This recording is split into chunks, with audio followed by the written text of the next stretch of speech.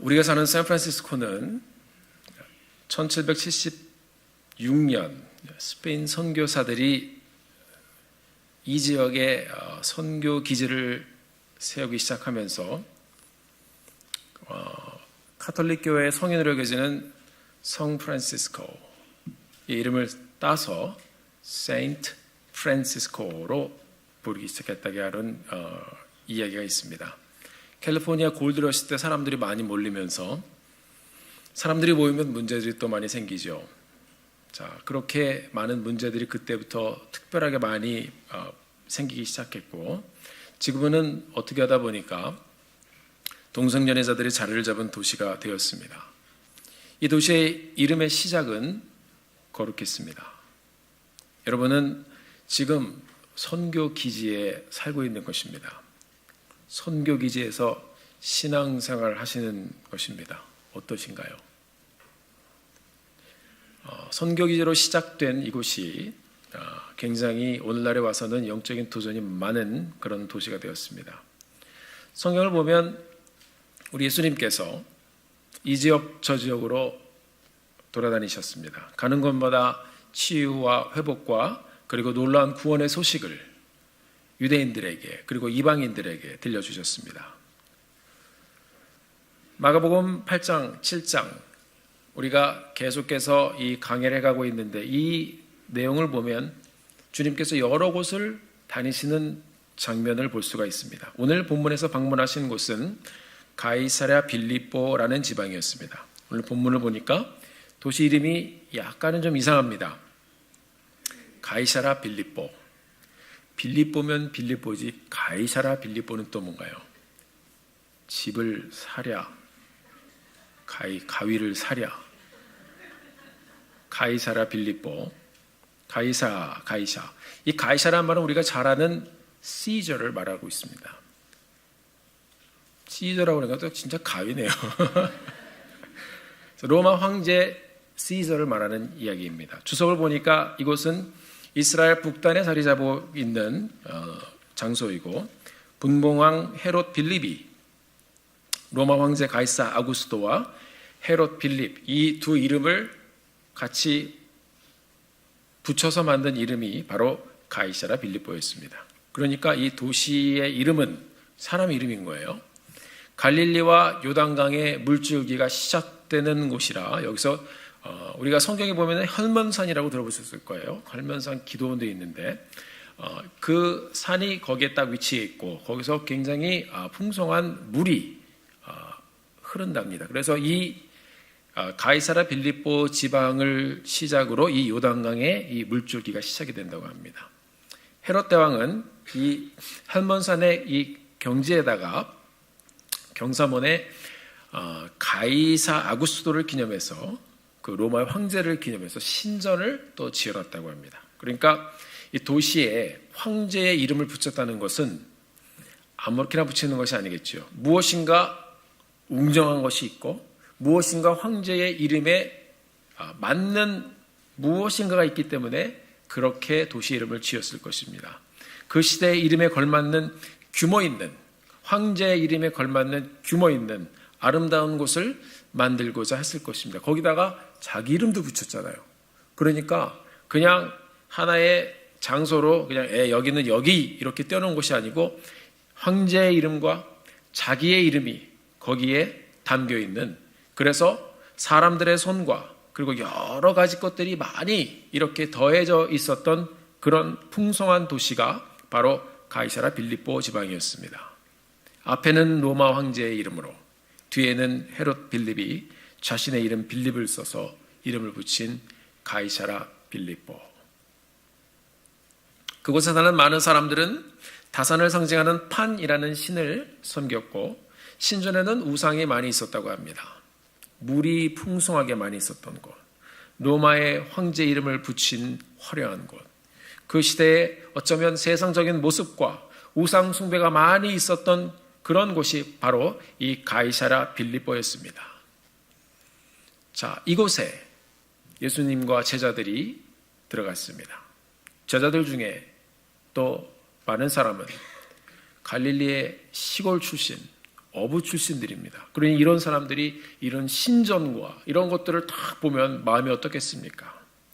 자, 이스라엘의 분봉왕 이 헤롯과 그곳을 통치하던 로마 황제의 이름이 만나는 곳에서 예수님께서는 제자들에게 물어보셨습니다.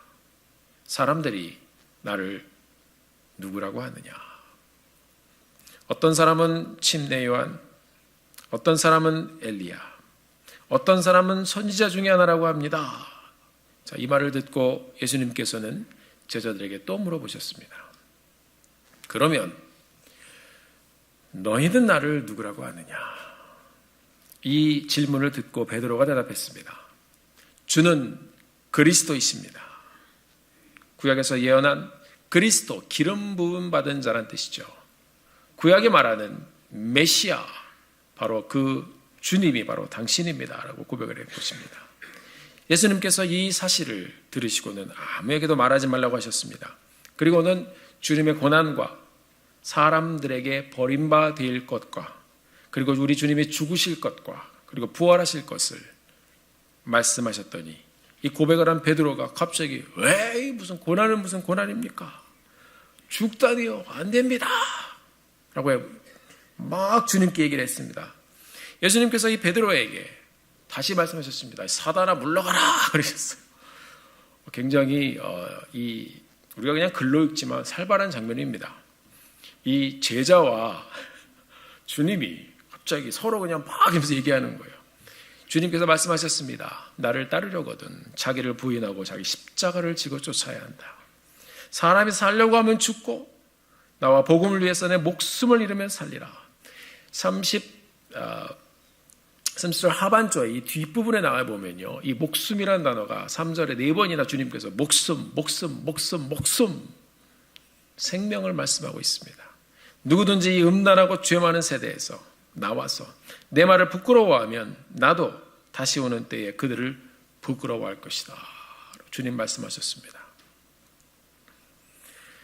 오늘 우리가 이 말씀을 함께 보면서 제자들에게 물어보시는 우리 예수님의 질문을 우리가 마음으로 함께 듣고 또 오늘 우리에게 들려주시는 하나님의 말씀을 함께 품고 나가는 이 시간이 되기를 간절히 소원합니다. 솔직히 이 예수님의 질문은 이전부터 있었습니다. 오늘 특별히 제자들에게 직접적으로 질문하시는 장면이 나오지만 예수님은 제자들을 데리고 여러 장소를 다니시면서 제자들에게 이미 많은 질문을 하시며 다니셨습니다. 제가 함께 여러분들과 말씀을 나눈 마가복음 8장에서만 봐도 여러 번의 질문을 제자들에게 이미 들려주셨습니다. 너희에게 떡이 몇 개나 있느냐? 왜 너희들은 떡이 없다고 저렇게 의논하느냐? 아직도 깨닫지 못하느냐? 지난주 눈먼 사람에게 질문하셨습니다. 제자들도 그 질문을 함께 들었을 것입니다. 무엇이 보이느냐? 제가 성경을 보니까 질문 하나하나가 매우 깊은 의미가 있습니다. 예수님과 함께 다니면서 이 기적을 보았던 제자들은 그 놀라운 현장 속에서 과연 무슨 생각을 하고 다녔을까요? 제자들이 다 남자들이니까 남자들은 이렇게 보면 여자들하고 또 다릅니다. 여성분들처럼 이렇게 조곤조곤 뭐 이것저것 아주 디테일하게 얘기하지 않고 전화할 때도 잘 있었어? 그래? 끝나요. 저도 저희 형님하고 전화하면 요즘 어떻게 지내요? 괜찮다. 식구들 다 잘 있어요? 그래. 그리고 서로 잠깐 침묵합니다. 이 남자들이 이래요. 자, 어쩌면 이 제자들도 속으로만 말을 못하고 이분이 누구신가 생각만 하고 있었는지도 모르겠어요. 우리 주님께서 이 제자들의 마음속을 다 아셨겠지만 누가 예수님을 어떻게 믿고 있는지 다 아셨겠지만 이 제자들에게 질문을 하면서 이들로 하여금 예수님에 대해서 더 깊이 생각을 하게 하셨을 것입니다. 사람들이 나를 누구라고 하느냐? 제자들이 다니면서 사람들에게 들었던 말들을 그대로 대답했습니다. 침례요한이라고도 하고요. 때로는 엘리야라고도 하고요. 어떤 사람은 선지자 중에 한 사람이라고도 합니다. 여러분, 우리 무슬림권에 가보면요. 이 무슬림들을 전도하다 보면 이 사람들도 굉장히 비슷하게 답변을 합니다. 무슬림의 경전엔 코란에 지저스, 이사 알마시, 예수가 나옵니다. 거기 나오는 예수는요, 구원자 예수님이 아니라 선지자 예수입니다. 나비, 선지자란 말이에요. 이 선지자 예수를 이들은 얘기합니다. 그래서 예수님이 있고 이 땅에 온 것도 다 알아요. 코란에도 나와 있어요. 그런데 진짜 선지자 중에 선지자는 마호메트라고 이야기를 합니다. 오늘 본문에서 사람들이 생각하고 있던 예수님도 그냥 들어보니까 선지자 중에 한 사람이었습니다. 귀신을 쫓아내는 것을 보면서 그냥 더 구경할 것이 없나 사람들이 계속 쫓아다닙니다. 이 사람들이 오병이어의 기적을 일으키고 놀라운 일을 그렇게 봐도 그때뿐입니다. 허기진 자신들의 배를 채워주는 그분으로, 무언가 충족해 줄 수 있는 분으로, 내 병을 고쳐줄 수 있는 분으로, 나의 환경을 바꿔줄 수 있는 분으로, 혹시 이 시대의 많은 사람들이 우리 예수님을 그런 내 삶을 변화시켜 줄 수 있고 더 낫게 해줄 수 있는 그런 원어브댐으로 생각하고 있는지 모르겠습니다. 사람들은 예수님이 메시아라고는 생각하지 않았습니다. 그것이 제자들이 사람들에게 듣던 이야기입니다. 우리 주님께서 이 제자들에게 그렇게 물어보셨습니다. 사람들이 나를 누구라고 하느냐? 오늘 제자들이 들려준 답변은 one of them이었습니다. You are one of them. 이들의 대답을 잘 생각해 보면 이 시대의 많은 사람들이 답하는 대답과 매우 흡사합니다. 현대 많은 사람들에게 예수님은 아무것도 아니든지, 아니면 성인 중에 하나든지, 아니면 one of them입니다. 안 믿어지니까 세상의 철학이 내 신앙이 되어지는 세상이 되었고, 인본주의가 내 삶을 끌고 가는 신앙의 차원까지 간 그런 세상이 된 요즘, 속박받기 싫어하는 현대인의 생각이 예수님을 아예 원어브댐으로 정리를 해버립니다. 어떤 분의 말을 듣다 보면 교회도 이렇게 나와 다니는 것이 하나의 라이프 스타일이라고 그냥 말하는 분들도 있습니다. 사람들과 사귀려면 이 시대에 교회도 좀 나와줘야죠. 저도 그런 얘기를 종종 들었습니다. 제자들은 그 시대에 일반적으로 많은 사람들이 생각하던 이 예수님에 대한 말을 들으면서 그들도 아마 예수님이 이런 분일 거야 라고 같이 생각했을지도 모릅니다. 그러니까 이 제자들이 예수님 돌아가셨을 때, 죽으셨을 때 그냥 다 도망가 버렸어요. 없어졌어요. 그것이 그들이 예수님을 어떻게 생각했는가, 그들의 믿음이 어디 있었는가 하는 것을 그대로 보여주는 장면입니다. 우리 예수님께서는 이런 대답을 하는 제자들에게 오늘 다시 한번 물으셨습니다. 그렇다면 너희들은 나를 누구라고 하느냐? 이제 단도직입적으로 직접 물어보십니다. 많은 사람들은 나를 one of them이라고 얘기를 하는데, 선지자 중에 하나라고 이야기하는데 너희들은 나를 누구라고 하느냐? 이 말씀은 다른 사람들은 그렇다 치고 나와 함께 늘 다녔던 너희는 나를 지금 누구로 보고 있느냐? 이때 베드로가 대답했습니다. 주는 그리스도이십니다. 마태복음 16장에 보면 이것이 조금 더 자세하게 나옵니다. 우리가 잘 아는 말씀입니다. 주는 그리스도시여 살아계신 하나님의 아들이십니다. 예수님께서 그 말씀을 들으시고 이 반석 위에 내가 내 교회를 세우고 음부의 권세가 이기지 못하리라, 아주 더 디테일한 칭찬을 들었습니다. 그런데 오늘 마가는 굉장히 간단하게 대답했습니다. 주는 그리스도이십니다. 이렇게 간단하게 기록을 하면서 우리들로 하여금 이 고백에 아주 중요한 메시지를 듣게 했습니다. 이 고백을 들으신 주님께서 메시아의 오심의 비밀을 이 베드로에게 바로 나누어 줍니다. 이것이 성경에 처음 드러나는, 이 마가복음에서 처음 나타나는 이 메시아의 사역에 대한 기록입니다. 31절을 보시면 이렇게 기록이 되어 있습니다. 인자가 많은 고난을 받고 장로들과 대제사장들과 서기관들에게 버림받아 죽임을 당하고 사흘 만에 살아날 것을 비로소 저에게 가르치시되, 베드로가 이 황제의 도시에서 어쩌면 이 황제의 도시에서 우리 주님을 보면서 주님 그리스도이십니다 하면 이 황제의 이름을 딴 도시에서 우리 주님도 그런 아니면 그보다 더 위대한 주님이 되어서 우리를 붙잡아 주시고 나를 인도해 줄 뿐이라고 생각하고 있었는지 모르겠어요. 이 베드로가 이 황당한 이야기를 듣고 예수님을 주님이라고 고백을 했는데 이 황당한 이야기를 듣고 이 베드로가 굉장히 헷갈렸을 것 같아요. 받아들이기 힘든 내용을 주님께서 들려주셨습니다. 죽는다는 얘기, 버려진다는 얘기, 그리고 고난을 당한다는 얘기. 32절을 보니까 이 예수님의 말씀을 듣고 베드로가 항변을 했다 이렇게 나와 있습니다. 이 말은 에피티마오, 영어 성경을 보면 rebuke 이렇게 되어 있습니다. 꾸짖는다는 말입니다. 베드로가 예수님과 이 받아들일 수 없는 말씀을 하시는 예수님 앞에서 이제 예수님과 맞먹기 시작합니다. 너무 황당하니까 이 베드로가 예수님께 막 뭐라 그러는 거예요. 내가 생각하는 메시아는 고난받는 메시아가 아닙니다. 내가 생각하는 메시아는 죽임을 당하는 메시아가 아닙니다. 무슨 소리 하시는 겁니까? 리뷰크 했다고 그래서 꾸짖는 거예요. 말도 안 되는 거예요. 이것은요 그냥 이렇게 표현했지만 막 대들면서 주님께 그러면 안 됩니다 얘기한 거예요. 그것이 오늘 본문의 단어 리뷰크, 에피티마오라는 단어의 뜻입니다. 이 말은 예수님이 언제 쓰셨습니까? 큰 파도를 꾸짖으실 때 파도에게 꾸짖으며 잠잠하라 이때 쓴 말이 rebuke, 귀신을 꾸짖으실 때 쓰시던 말입니다. 베드로가 예수님께 이런 수위 높은 말로 고난은 무슨 고난입니까? 죽음은 무슨 죽음입니까? 부활은 무슨 부활입니까? 이 뭔지도 모르는 거죠. 그냥 이대로 기적과 역사를 이루며 우리는 메시아로 가는 겁니다.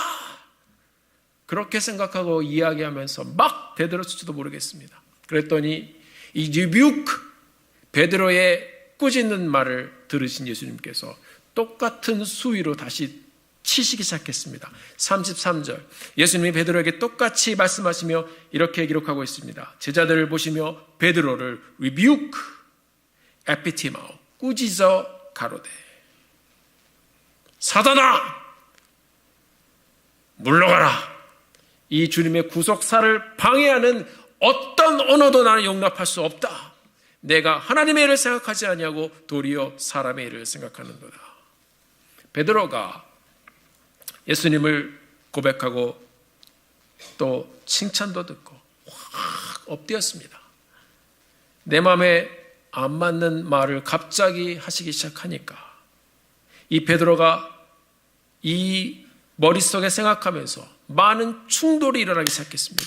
내가 생각하던 예수, 내가 생각하던 메시아, 내가 생각하던 신앙생활, 이 내가 생각하던 믿음생활, 이 고정관념에서 너무 벗어나니까 예수님을 도리어 자기가 질책하고 맘먹으려다 아주 된통 혼이 났습니다. 사단아 내 뒤로 물러가라. 그리고 우리가 잘 아는 말씀, 너희가 살려면 자기 십자가를 지라는 예수님의 귀중한 말씀을 듣습니다. 그리고 나서 우리 예수님께서는 35절부터 37절에 보면 목숨, 목숨, 목숨, 목숨, 목숨을 살리고자 하면 너는 죽을 것이고 목숨을 내놓고 죽고자 하면 살 것이고 계속해서 이 목숨이란 말이 4번이나 반복해가면서 과연 이 믿음의 문제는, 고백의 문제는 생명의 문제라고 우리에게 말씀해주고 있습니다. 사랑하는 성도 여러분, 왜 예수님께서 하필이면 가이사랴 빌립보 지방에 와서 이 질문을 하셨을까요? 왜 베드로는 예수님을 주로 시인했는데 갑자기 이렇게 우왕좌왕하며 대답을 했을까요? 우리가 오늘 이 말씀을, 이 고백의 장소, 이곳의 특징을 한번 생각해 보면서 말씀을 계속 찾아가 보도록 하겠습니다. 가이사랴 빌립보, 말씀드린 것처럼 이름만으로도 기가 죽습니다. 이름만으로도 사람들을 제압하는 곳입니다. 아름다운 경관과 물이 풍성하고 넉넉한 곳이었고, 이 예수님께서는 로마의 황제, 이스라엘의 왕의 이름을 딴 이곳에, 화려한 곳에 제자들을 데리고 가서 이 도시의 한복판에서 이 시대를 사는 너희들의 진짜 주인이 누구냐 물어보신 것입니다. 진정한 너의 왕이 누구냐 물어보신 것입니다. 예수님이 메시아이고 세상의 주권을 가진 분임을 믿고 고백을 했는데 베드로는 이 세상의 한복판, 이 가이사라 빌립보의 한복판에서 예수님의 이 주대심을 가이사라 빌립보에 맞추지 않았나 생각을 해봅니다. 그는 이곳에서 예수님을 제대로 볼 수가 없었습니다. 예수님의 고난과 죽으심과 부활의 이야기를 들었을 때 그 순간 그는 이 가이사라 빌립보 황제의 도시 한복판에서 헛갈리기 시작했습니다. 내가 고백한 메시아는 이런 분이 아닌데 받아들이기가 힘들었습니다. 사랑하는 성도 여러분, 우리의 믿음은 어떻습니까? 내가 정해놓고 내가 선을 그어놓고 내가 기준을 잡아놓은 그러한 신앙의 선에서 우리가 살고 있지는 않습니까? 내가 생각하는 예수, 내가 생각하는 교회, 내가 생각하는 신앙생활, 내가 정의를 내리기 때문에 뭔가 받아들여지지 않는 도전이 다가오면 No! No! 첫 번째 우리들의 대답이 No가 아닌가요? No! 주님 웬 고난이요? No! 웬 죽음이요? 가이사라 빌립보의 그 시대의 왕들의 풍요함이 보이던 도시의 중심에서 베드로는 심각한 혼동을 경험하고 있었습니다. 사랑하는 성도 여러분, 우리는 지금 샌프란시스코라는 화려한 곳에서 살고 있습니다.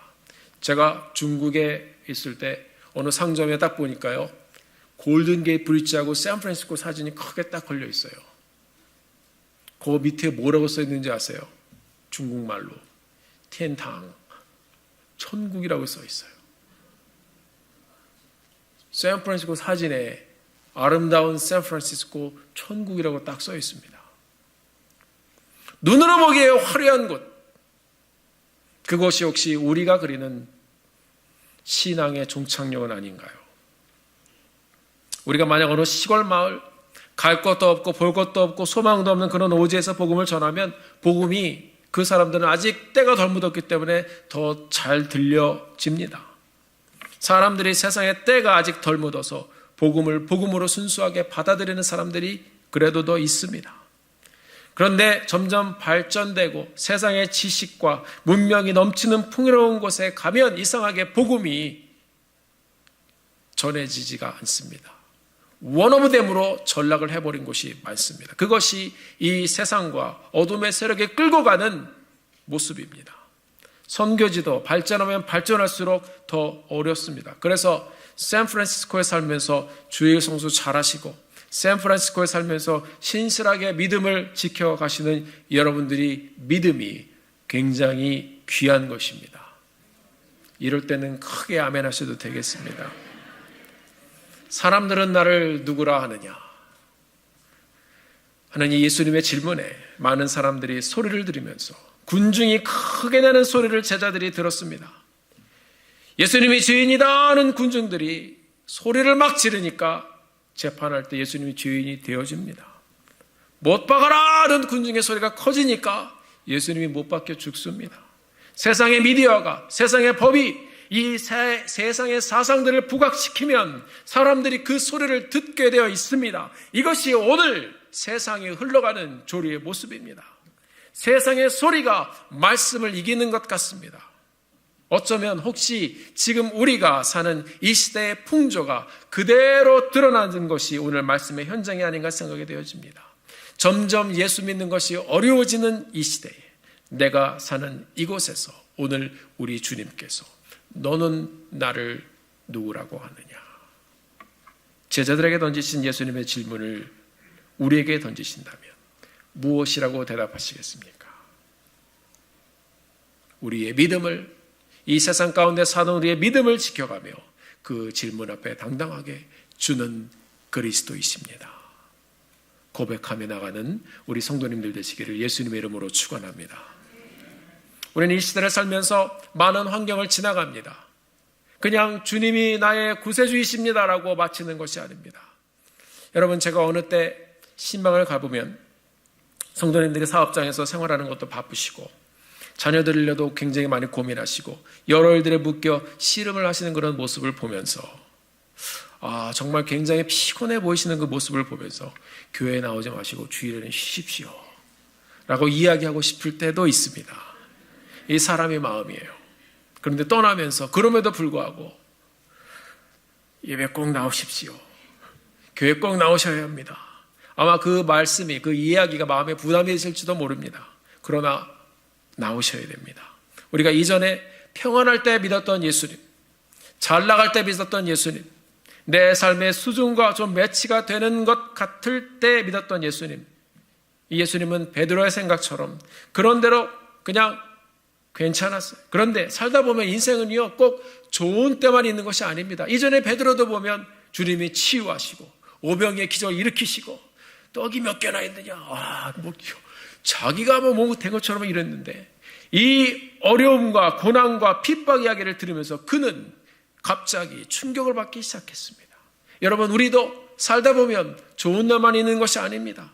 인생의 절망의 순간에, 내 인생의 고통의 순간에, 내 인생의 눈물의 순간에, 내 인생의 답이 보이지 않는 순간에, 내 자녀들을 품고 울부짖는 순간에, 질병으로 생사를 넘나드는 순간에도 주님은 순간순간 우리를 찾아와 물어보실 것입니다. 너는 지금 이 순간 나를 누구라고 하느냐?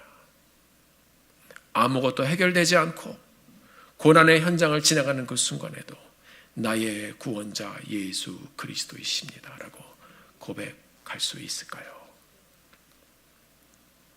우리가 예수님, 주님은 나의 구세주이십니다 라고 그 고백하는 것으로 우리의 고백이 마치는 것일까요?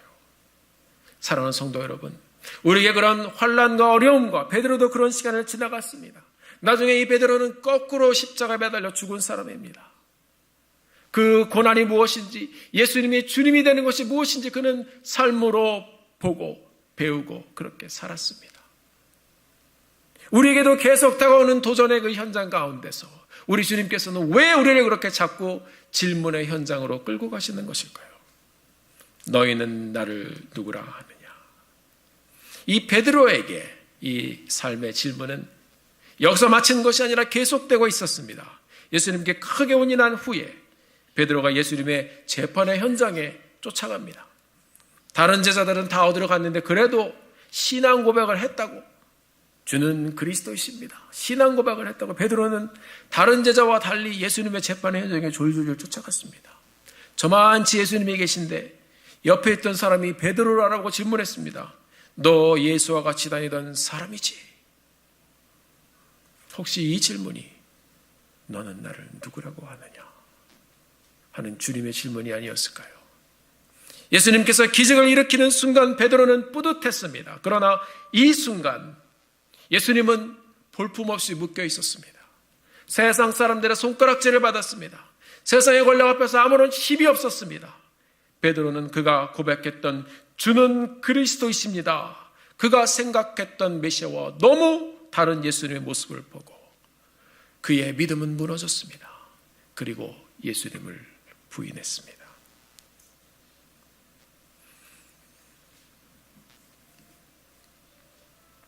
베드로는 주는 그리스도시요 살아계신 하나님의 아들이십니다라고 다시 고백하지 못했습니다. 3번이나 부인하며 예수님을 저주하며 자기의 목숨을 부지하기 위해서 부인하고 부인했습니다. 우리 예수님께서 죽으시고 부활하신 후에 그런 베드로를 다시 찾아가셨습니다. 그리고 다시 질문하셨습니다. 이놈의 질문의 인생은 마치지 않습니다. 베드로에게 주님께서 질문하셨습니다. 요한의 아들 시몬아, 내가 다른 사람들보다 나를 더 사랑하느냐? 베드로가 얼마나 힘이 들었겠습니까? 이 말은 이제 내가 너에게 말해준 그 고난과 버림받음과 죽음과 그리고 부활의 모든 것을 다 보여주었는데 그것을 듣고 나를 질책하고 너는 리뷰크하고 부인까지 했는데 너는 이 현장에 나의 이 질문에 대해서 무엇이라고 대답하겠느냐? 베드로야, 나는 너의 그 고백을 들었을 때, 나를 주라고 고백하는 너의 고백을 들었을 때 너무나도 기뻤다. 너의 그 믿음의 고백, 연약하지만 나를 믿고 나를 주로 고백한 그 너의 믿음의 고백을, 너는 무너졌지만 그 고백을 들은 나는 너의 고백을 이루어주기 위해서 죽고 부활하여 너의 앞에 다시 섰다. 너의 믿음으로 나를 너의 주로 시인했으니 앞으로 천국에 가는 그날까지 너를 구원한 나를 뜨겁게 사랑하며 살 수 있겠니? 어쩌면 이 질문은 베드로야, 내가 너를 사랑한다라고 말씀하시는 주님의 고백이었을 것입니다. 베드로가 이 질문을 듣고 다시 고백했습니다. 내가 주님을 사랑하는 줄 주께서 아시나이다. 사랑하는 성도 여러분, 성경은 질문의 책입니다. 이 성경은 구약부터 우리들에게 수많은 질문을 던져주고 있습니다. 창세기 3장 9절, 죄 지은 아담에게 하나님께서 찾아와 말씀하십니다. 아담아, 내가 어디 있느냐? 3장 13절, 아담아, 내가 어찌하여 이렇게 하였느냐? 창세기 4장에 보면 동생 아벨을 쳐 죽인 가인에게 물으셨습니다. 내 아우 아벨이 어디 있느냐? 창세기 16장 8절에 보면 아브라함의 집에서 쫓겨난 하갈이 광야에서 돌아다니다가 하나님의 사자를 만납니다. 이 하나님의 사자가 이 불쌍한 하갈에게 물어봤습니다. 너는 어디서 왔으며 도대체 지금 어디로 가느냐? 이 모든 것이 우리 인생을 향한 질문이 아닌가요? 창세기 33장 27절 야곱에게 천사가 물었습니다. 내 이름이 무엇이냐? 오늘 본문에서 예수님이 물으셨습니다. 너희는 나를 누구라고 하느냐? 부활의 새벽 무덤 앞에 울고 있었던 마리아에게 우리 주님께서 질문하셨습니다. 여자여, 어찌하여 울며 누구를 찾느냐? 우리도 그렇게 울며 누군가를 찾고 있지 않았습니까? 부활 후 베드로에게 다시 물으셨습니다. 베드로야, 네가 나를 사랑하느냐? 사랑하는 성도 여러분, 어쩌면 세상을 사는 우리에게도 하나님께서 순간순간 많은 질문을 하실 것입니다. 우리를 찾으시고 또 찾으시며 질문하시며 여기 있는 우리로 예수님이 나의 구세주임을 고백하게 하시고 하나님과 우리의 관계를 매일매일 우리의 고백을 통해 회복하게 하시고 우리를 오늘도 찾아오셔서 사랑한다 말씀하십니다. 우리가 잘 아는 하나님의 사람, 하나님의 마음에 합한 사람이었던 다윗을 우리가 잘 알고 있습니다. 그는 찬송시를 쓰면서 마음껏 하나님을 향하여 그의 인생을 토해냈던 사람입니다. 그리고 그는 하나님께 찬양하며 질문했습니다.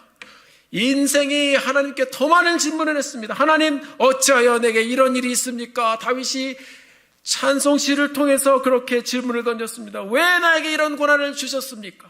하나님, 어찌하여 열방이 분노하며 악을 행하고 하나님의 모습이 이 세상에 없습니까? 왜 하나님의 사람들이 어려움을 당하고 있습니까? 하나님, 원수들이 나를 죽이려고 하는데 지금 어디에 있습니까? 그는 질문을 하고 또 질문하며 죽음 앞에서 하나님을 절규하며 찾으며 질문했습니까? 그렇게 계속 질문하며 하나님 앞에 다가갔습니다. 하나님이 보이지 않지만 그 하나님을 믿고 의지하고 순종하고 가다 보니 이 다윗이 하나님의 약속대로 질문하며 간 것밖에 없는데 그는 이스라엘의 왕이 되었습니다. 시편 18편에 보면 모든 원수의 손에서 구원하신 하나님의 손길을 기억하며 감격하여 이 다윗이 고백하는 장면이 나옵니다. 시편 18편 초반에 보면 이렇게 기록이 되어 있습니다. 노래의 시작 전에 여호와께서 다윗을 그 모든 원수와 사울의 손에서 구원하신 날에 다윗이 이 노래의 말로 여호와께 아뢰어 가로되. 여기서 말이란 말은 이브리 말로 띠브레라고 이야기합니다. 띠브레라는 말은 자세하게 고한다라는 뜻이 있습니다. 하나님이 나의 인생에 개입하셨음을 자세하게 고백하는 것입니다. 나의 허물과 간음을 했던 나의 삶, 부끄러운 일까지 다 하나님께서 용서하시고 감싸고 오신 하나님을 그가 띠브레 말로 고백했습니다. 돌아보면 인생의 고통과 아픔이 너무너무 많았는데 다윗이 돌아보니 그 순간순간 그 삶의 구원을 이루신 그 하나님께 너무 감사하여 입을 열어 그것을 조목조목 얘기하다가 다윗이 하나님을 향해 시편 18편에서 큰 소리로 고백하며 하나님 앞에 나아갔습니다. 나의 힘이 되신 여호와여, 내가 주를 사랑하나이다. 나의 힘이 되신 여호와여 내가 주를 사랑하나이다. 성경에서 피조물 중에 하나님께 가장 먼저 사랑을 고백한 사람이 다윗입니다. 다윗이 하나님을 향하여 그의 인생을 통틀어 그의 최고의 고백으로 하나님의 사랑을 고백하며 하나님 앞에 섰습니다. 나의 힘이 되신 여호와여 내가 주를 사랑하나이다. 사랑하는 성도 여러분, 우리 하나님께서는 여러분과 저에게 그리고 우리 콩코드 침례교회 공동체에게 계속해서 우리의 인생을 움직이는 질문을 하실 것입니다. 그 질문은 우리의 신앙의 고백이요 그리고 도전적인 질문도 우리에게 주실 것입니다. 사랑하는 성도 여러분, 여러분은 어느 질문까지 오셨습니까? 아직 예수님을 영접하지 않은 분이 있다면 오늘도 질문하실 것입니다. 아무개 성도야, 내가 어디 있느냐?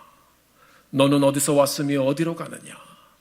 내가 너를 위해 피 흘려 죽었단다. 너는 나를 누구라고 하느냐? 이 질문은 삶과 죽음을 가르는 질문입니다. 그 삶과 죽음의 질문 앞에서 여러분은 무엇이라고 대답하시겠습니까? 주는 그리스도이십니다. 나의 구원자이십니다. 여러분이 고백하시면 우리 하나님께서 여러분의 믿음의 고백을 의로 여기시고 그 고백을 통해 구원의 길을 열어주실 것을 믿으시길 바랍니다. 우리 주님의 질문은 거기서 마치지 않았습니다. 우리를 구원하신 이유를 질문을 통해 말씀해 주십니다. 예수님께서 이 땅에 계시는 동안 우리에게 많은 질문을 남겨주셨는데 예수님의 마지막 질문, 그것을 우리가 잘 알고 있습니다. 우리가 조금 전에 나눴던 베드로에게 주셨던 질문이 이 땅에 살아계시는 동안에 주셨던 마지막 질문입니다. 내가 나를 사랑하느냐? 내가 나를 사랑하느냐? 내가 나를 사랑하느냐?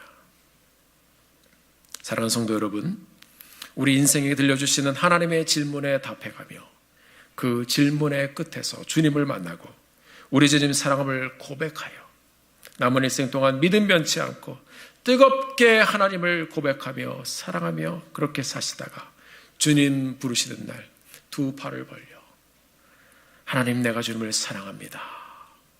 천국에 들어가시는 사랑하는 성도님들 되시기를 주님 이름으로 간절히 축원합니다. 기도하시겠습니다.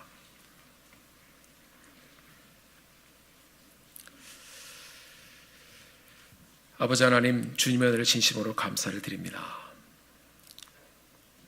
너는 나를 누구라고 하느냐? 우리의 적은 믿음으로 그 구원의 은혜의 소식이 너무나도 감사해서 주님을 믿겠다고 하였더니 우리의 이 고백을 주님께서 죽으심으로 부활하심으로 찾아오심으로 계속해서 이루어 가신 우리의 삶의 현장을 바라보며 하나님 앞에 감사를 드립니다. 우리의 고백이 여기서 마치지 않게 하여 주시고 주님께서 이 땅에 계실 때 가장 마지막에 남겨주시는 그 질문처럼 우리 주님을 사랑함을 고백하며 끝까지 우리의 믿음의 여정을 걸어가는 저희들 될 수 있도록 인도하여 주시옵소서.